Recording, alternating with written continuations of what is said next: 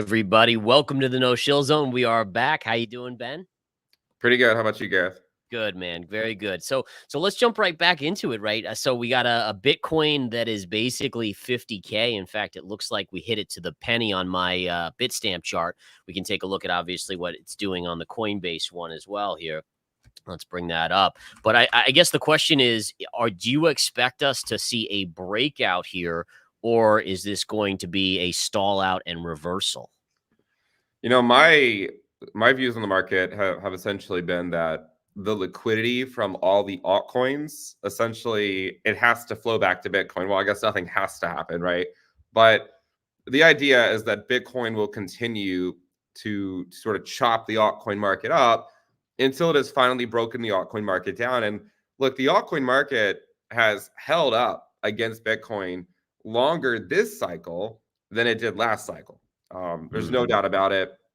But yeah, I mean, you have the spot ETF flows, right, going into Bitcoin. You also just have the regular people who, sort of the regular DCAers that get into it. But, when you look at days like today and you see Bitcoin pushing 50K and you go look at all Bitcoin pairs, look at them, right? They're mostly just bleeding back to Bitcoin. And that, I think, is ultimately what needs to happen. Is I think Bitcoin will continue this. I mean, I don't know if it's going to get rejected off 50K or not on the first try, but my guess is that it will continue to try until we finally see, ETH Bitcoin break down, until we finally see alt Bitcoin pairs break down. Do you have Right. do you have any idea, like, what would you say is the reasoning behind the altcoins holding up better? Is it the risk on an atmosphere? Is it the liquidity that's really we've seen M2 start to uptick again. We've seen the debt, the credit card debt, which is basically people consuming and more liquidity in the system. Is it all kind of tied together? Yeah, I guess so. I mean, I think there is a lot more liquidity this cycle than there was last cycle. But in other ways, you could view the market. It really isn't that different in some regards. And here's a great example of one that kind of implies that it actually isn't that different. Like, the ETH Bitcoin chart, the monthly candles. If you were to actually just look at how long it has taken ETH Bitcoin, let's say take it from this first high right here until it finally broke down in June of 2019, or really, I guess it was July of 2019. It was about 25 months, right? We're currently on around 26 months, right? So it's really, in that view, it's not that different, right? But it can certainly feel that way. I think one of the reasons it feels that way is because in this cycle over here, the second peak for ETH Bitcoin was basically right when Bitcoin was putting in its all-time high. But the second peak for ETH Bitcoin in this past cycle, it was, well into the bear market, right? I mean, you're talking about it was near the end, it was near the merge, the end of 2022. So that could be one reason why the perception of it is different this time. But I do think that Bitcoin will continue to sort of make these aggressive moves until we see that Bitcoin dominance break out, right? We've been following this forever. Yeah. And it's back near the range highs. I mean, again, last cycle we saw Bitcoin go through this exact same type of rally until the Bitcoin dominance retraced to the 0.5 fib retracement, which is all the way up at 56%. And I know some people look at the Bitcoin chart and they would like a larger correction. We've only had we've had 4 20% corrections at this point, basically since 2023 started. And every single one of them has been about 20%, right? Very similar types of moves last cycle, QT late business cycle. The problem is, once the 30% correction came during that move, it actually meant that there was a longer, I think the idea is, right, there's a lot of people that want to quote unquote buy the dip, and then they only get these shallow dips, right? They only get 20% dips. So by the time you maybe get a 30% dip and people go in to buy it, it might do some type of 2019 action where it then goes into a downtrend for, half a year or something before continuing the overall move. What do you think, Gareth? I mean, what Yeah. is 50K? Is it going to be a formidable milestone, or can Bitcoin get through it? Yeah, so I think a lot has to do for me is just watching the liquidity in the system and the stock market, right? So it's there's the fact that the S&P is just hitting new highs continually, right? So today there's no volume in the market. We're in a hangover day from the Super Bowl. Volume again in the S&P is probably on pace to be the lightest in the last year. So when you kind of combine that and you look at just the grind up in the market, the insanity, which is like an Nvidia chart that just continues to rally higher, it's a risk on environment. I mean, it just is. And so that's going to money flow is eventually going to say, okay, well, what else is risk on? What should be running during this period? And that's Bitcoin and really alts to some extent. I do think it's kind of interesting that you have a risk on environment which should be really positive for alts, but we're not seeing necessarily new highs versus Bitcoin has just made a new high. I think the last high on the spot news was 49,000 and here we're hitting 50,000. So you do see a little bit more relative strength in something like Bitcoin, which is probably ETF, getting more money flow in there. But yeah, it's an incredible market environment here where liquidity is just flowing. I mean, Right. people are willing to take risk, even in spite of interest rates still being relatively good. I mean, you could still find 5% on a CD right now for a short term CD, which historically is not too bad, especially over the last 20 years. But people are still choosing to be in the stock market because that's where these insane gains are. Right. Well, I mean, as far as it goes with altcoins, I mean, look, as long as Bitcoin goes up, the altcoin market can get pulled up higher, right? I mean, Yeah. Bitcoin sort of lifts those up. Sort of the argument that I've made before is tracking Bitcoin and Bitcoin dominance is like, yeah, like altcoins can go up for sure if Bitcoin goes up. The only reason altcoins are going to go up, well, collectively, there's always a few that you could, find some exceptions, but collectively they would go up only after Bitcoin does, right? So if you want to have the strongest horse, it would make sense to have, keep a crypto portfolio, I think, heavier Bitcoin than heavier altcoins until we get back to looser monetary policy. Garrett, a few weeks ago, I think when 2024 started, you mentioned that the S&P would likely rally to 5,000 here at the early part of the year. But Yeah. now that we are at 5,000, what comes next? I mean, we've hit that round number. Do you think it can just extend these gains? As I mean, crypto is not really crypto hasn't slowed down yet. Uh, No. but yeah, what are your thoughts on the So S&P? this is really, really interesting. Is that so you look at this chart and I mean the vertical nature of the S&P is incredible. Just I mean to just put this in perspective, you look at the last time. So we've had 14 weeks out of 15 have been green on the S&P 500. I think there's been two other times in history where that's happened. It was 1957 and I think 1927. So it shows you how rare it is to have such a kind of continual grind up in the market. With the S&P higher today, I think one of the keys that I was shocked by over the weekend is a stat that says that with the S&P at new all-time highs, 39% of the S&P stocks are below their 50 moving average. So think about what that's saying. That's saying that essentially you've just under half of the S&P stocks are underneath their 50 moving average. We're not talking the 20 moving average. We're talking the 50, which is even harder to be below and more bearish for those stocks.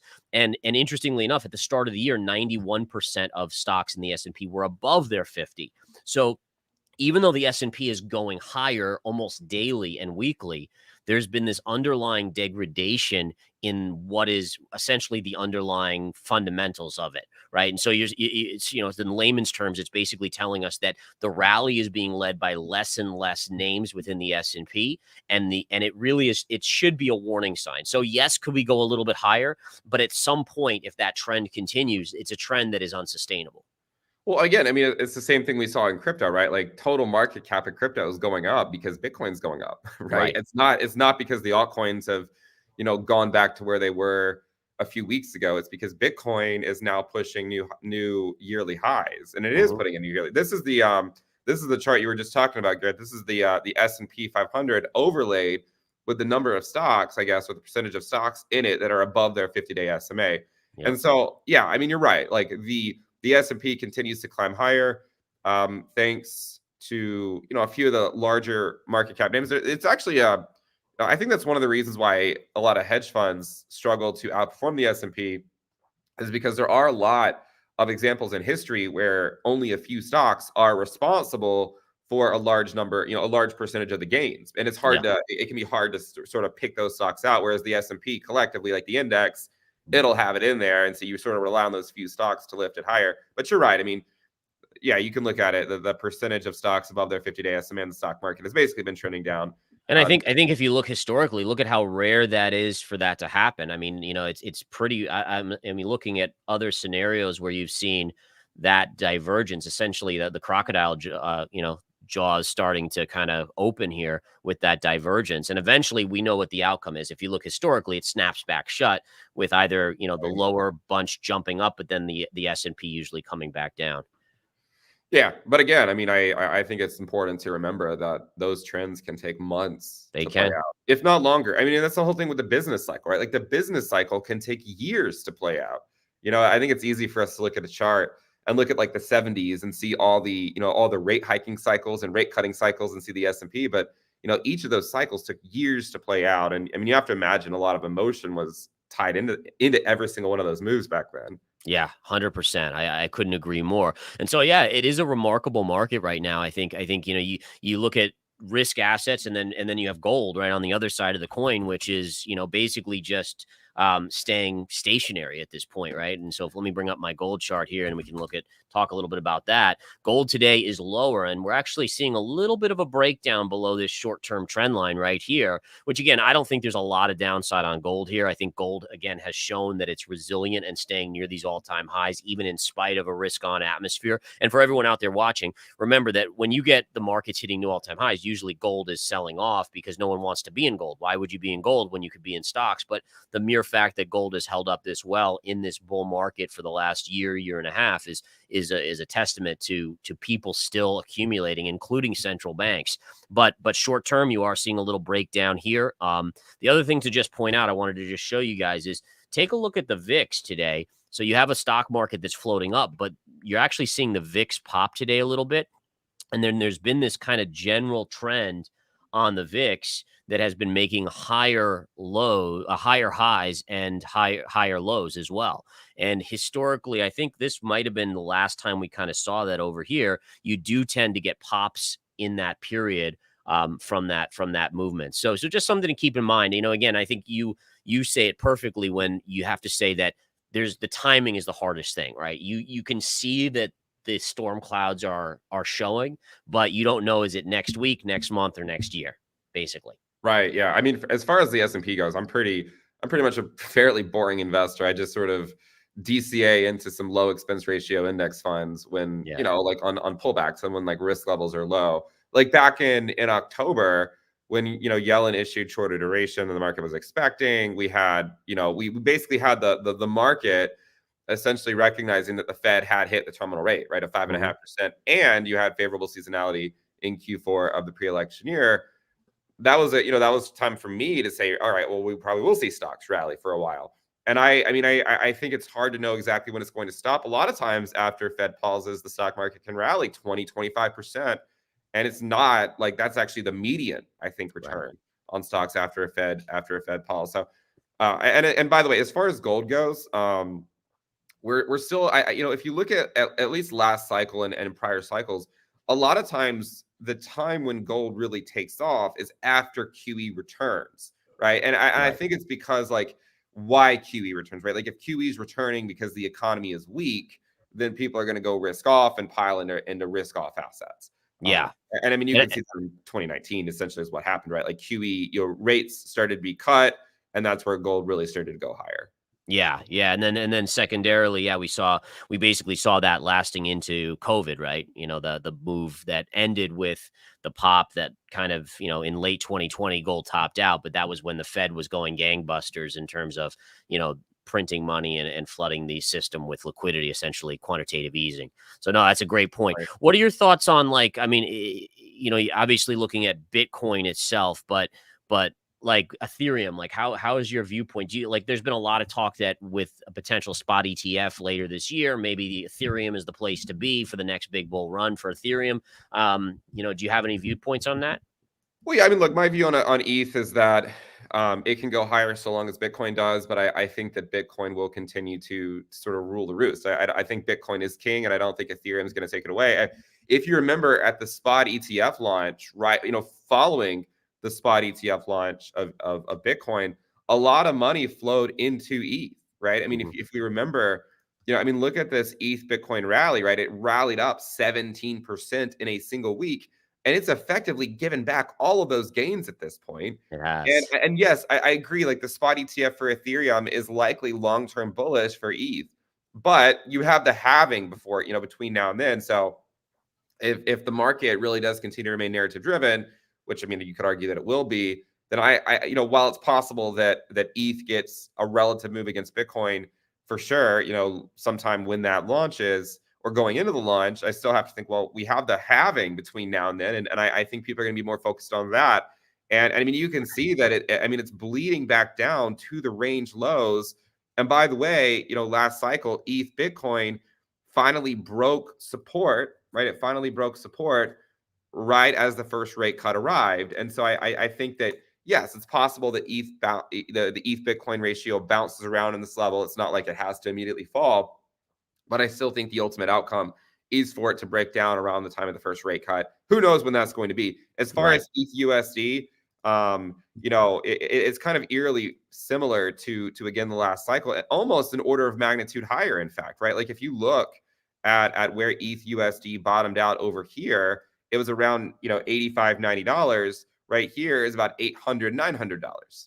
Right. This rally over here essentially lasted, at least on weekly closes, up to around 300, with a wick up to 350 or so. And look, Ethereum is already at 2,500. It already made a move to 2,700. If Bitcoin stays risk on for a few more weeks or a few more months, of course it can lift Ethereum higher. It's just does Ethereum go up in a durable fashion relative to Bitcoin or not? And my guess is that it doesn't. My guess is that it underperforms Bitcoin. Like my guess is that when we look back on this period a year from now, while there will have been some bounces, I'm still guessing it eventually breaks durably below 0.049 and likely spends a year or so below 0.049 before likely breaking back up to the upside. I don't know, sometime in 2025 or something. What's your view on ETH? Are you in the camp that it's going to outperform Bitcoin, or do you still think Bitcoin, or what's your views on ETH USD?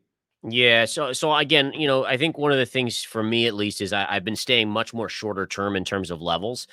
So for instance, you see the parallel lines, and there's something about markets where they stay within these parallels is just absolutely remarkable. But we could see here how you had this high here, and it kind of bubbled against it, finally breaking, and then that became support. We broke up, we came back down, it became support again, and now ETH's moved up. And then you have the high line, which is parallel to this one as well. And we've now just crept above that. So as long as we stay above this line, the probabilities favor us at least moving up to like 2775, which would be the upper trend line, which is again another parallel line. So I would say that again, as long as we stay above 2500, you favor 2775 of being hit. Whether or not it gets through that, I think that's as we get closer to a potential spot ETF, that would be the trigger. If it really is going to get a bid and break through there, it's got to be something different, right? Yeah. Something that makes it have that power to bust through that upper trend line up here. But yeah, it's been an amazing mover just in the recent days, kind of following along with Bitcoin. Just looking at a couple of these others, I can take a look at Cardano for people out there. I thought this was interesting. You had this wedge pattern. You can see again, we broke above it right here, and then it's kind of been up. But again, I think it's important to draw the comparison here that you have Bitcoin making new highs in the short term, right? We hit 49, now we're hitting 50 a month later or so.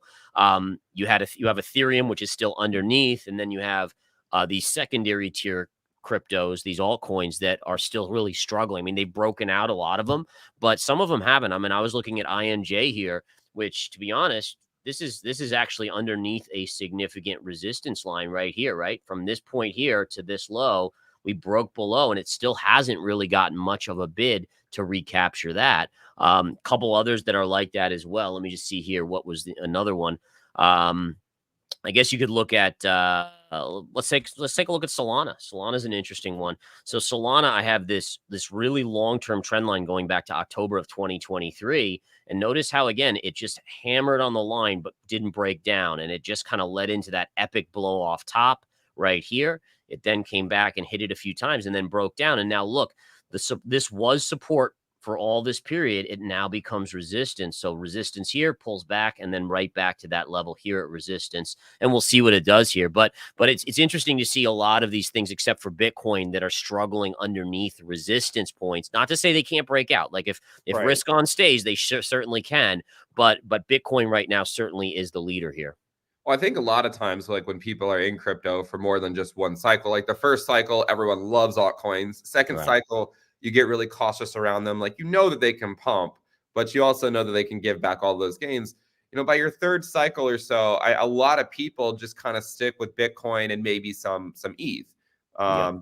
Because it's just that the altcoins, I mean, look, they can give life-changing gains. I mean, I've definitely made a lot of money on altcoins in the past, but if you're looking for more of like a slow and sort of steady thing, you want to protect the Satoshi valuation of your portfolio, you know, having a large percentage of your portfolio in Bitcoin over, say, altcoins, I think is sort of a long-term winning strategy. Now, if you can do what you do, right, where you take these shorter term trades, then you can sort of flip back and forth.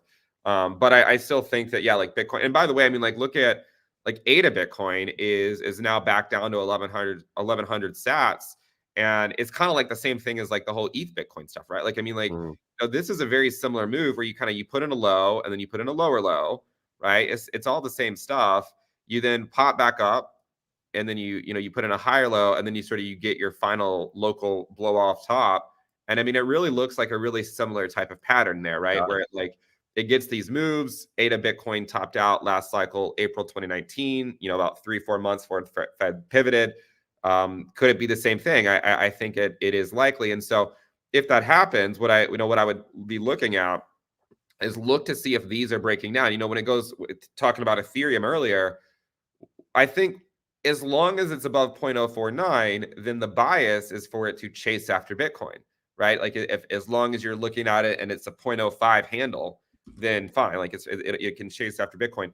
But if it goes below 0.049, I think that really would represent a shift, like a major dynamic, a major market shift in ETH.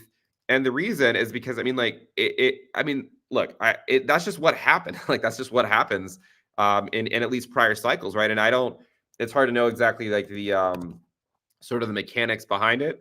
We could argue about like liquidity and all that other stuff, but oftentimes when you see, at least in the last couple of cycles, when we've seen ETH Bitcoin break down there, and when we saw it break down here, that was where the purple line, that was where ETH USD finally took a hit, right? That was after ETH Bitcoin broke down. So again, I think things are okay so long as ETH Bitcoin stays above 0.049. Below 0.049, I think you have to wonder, like, has maybe too much liquidity been sucked out, and then that represents sort of a turning point in the market. But yeah, in the short term, I definitely agree with your views on those alts. Yeah. So let's turn our attention to, we have economic data, right? So every investor should be aware that we got CPI tomorrow, later this week, PPI.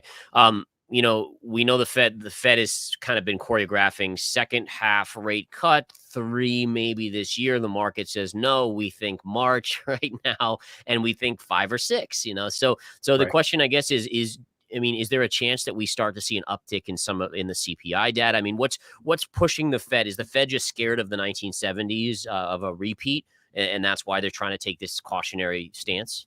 I mean, who can blame them, right? I mean, Yeah. you know, if you look at headline inflation in the 70s, the first peak, which I know it looks smaller than the current peak, but the way they calculated it back then was actually a lot different than it is now. But if you were to look at this first peak, we came down to around 3%, and then it just reaccelerated, right? Yeah. And then we came down to 5%, and then it reaccelerated. So I do think we have to learn our lesson from the prior cycles where the S&P went on to put in new highs, but if you have inflation reaccelerate, that just means you're going to have to hike more, right? Imagine how terrible. Imagine the feeling if the Fed cut, say, 50 basis points this year and then had to raise to 6.5% next year because they didn't go high enough. I mean, let's just get it over with, make sure we're back down to 2%.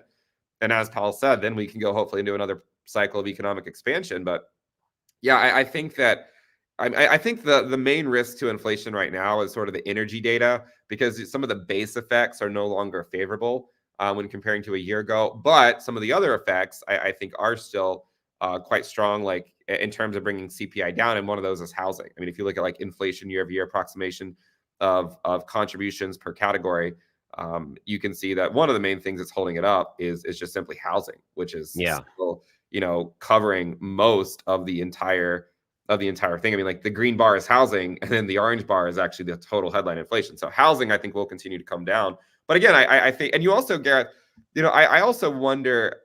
They say they're not politically motivated, and I'd like to believe that, but you do have to wonder, like, are they going to have some pause cutting rates too much the closer they get to the election? And I don't know. There's some people that are sort of speculating that maybe they won't, maybe they won't, maybe they will. I think they'll likely cut at least a couple of times this year, as they've said, but I don't know. I don't know when it's going to come. Maybe May, June. What do you think? Yeah, I mean, that's kind of where it is right now. It seems like it's May right now is what's on the table. But I think again, like CPI data coming out, and I also think the labor market, right? I mean, the labor market Right. last note. Granted, I mean, you could argue that a lot of that was government jobs, but that's been a consistent thing, frankly. But yeah, I think the labor market, if it starts to weaken, it gives them that green light to cut. I think they'll try to head it off and go for that. But yeah, I mean, it's interesting. I part of me does think that you'll see a reacceleration in inflation. And again, I think some of this is already in the cards, meaning like I've been reading articles lately about how in some states a Big Mac meal at McDonald's is now $18. I mean, holy cow, like Right. insane. And then I was reading about how there's been, pushback against Taco Bell because, you go eat at Taco Bell. It used to be like, three tacos for $3 kind of thing. And now it's like, I mean, that's like $12 or whatever. And it is a big change. And it's hard to imagine, at least for what the rank and file, the retail consumer out there is feeling, is that, does housing, I mean, housing is a huge part of our net worth as a country, but also there's a large portion of the country that's feeling inflation in a whole different way. And you just see this divergence. In fact, one of the points I wanted to make today is that I was doing a lot of research into the Great Depression and the causes of the Great Depression. And it's amazing for those of you out there. I'm not going to get into too many details, but a lot of there's so many similarities. I mean, you have, crazy changes in electricity, usage, where it became more commonplace in the 20s, the roaring 20s. You had cars started to become a staple. Now a lot of people in the 20s started to get the Model T and they're in things like that. And then you also had this divergence because of this, the Rockefellers and so forth. Those that could invest in the market made massive wealth, while there was a huge part of the population that were not seeing those gains, that were being affected by prices going up after World War One. And then here we are, where the same sort of things are showcasing. And so it's not to say, unless we talked about this earlier, it's not to say that we're on the verge of a Great Depression, but I do think history is something that I find fascinating because it gives so much insight into human repetition of mistakes, right? Things that Right. repeat over and over again. And it's something we should all be aware of. Yeah, I mean, I think the Fed, I think they've had a pretty easy job so far, especially after their mistake about inflation is transitory. You got to hike rates, you got to keep them higher for longer. As long as unemployment rate's below 4%, I mean, they don't really need, I mean, I don't really, Right. there's not a huge need for them to be aggressive in cutting. I think where things could become a little bit, hazy is like what happens if you have inflation kind of reaccelerating, like you mentioned, and the unemployment rate is also starting to go up, right? Like what if the unemployment Stagflation. rate, yeah, like what if the unemployment rate hits 4%, but core CPI isn't at their target? And he said as long as it's moving to their target, they'll cut. But what if it's moving away from their target? Or And I think I wonder what if it, like, let's just say it stays here at 3%, give or take, right? If it just right, stays here and we see a uptick in unemployment to like 4%, like you're saying, what do they do? Because right. obviously if they loosen monetary policy, it probably does reinvigorate the potential for the CPI to start to climb again. Right, and then today's problem just becomes, next year's problem, right? Right. They just sort of kick the can down the road, which I mean, again, they're great at doing, but Yeah. I mean, we'll see. Anyways, I guess we should wrap it up. We're Yeah. basically at 30 minutes. And guys, if you're not subscribed to Gareth, make sure you do so. Link to all his socials in the description below, and his website in the Money Stocks. Make sure you guys check that out. We'll be here every Monday, except when I'm not sick, or except when I'm sick, which is actually quite frequent. But yeah, That's all about having kids, buddy. We all experience it. It's no fun at all. But yeah, same thing, guys. Make sure to follow Ben here and follow his socials. It's awesome stuff. And we'll be back hopefully next Monday, assuming neither of us are sick. You guys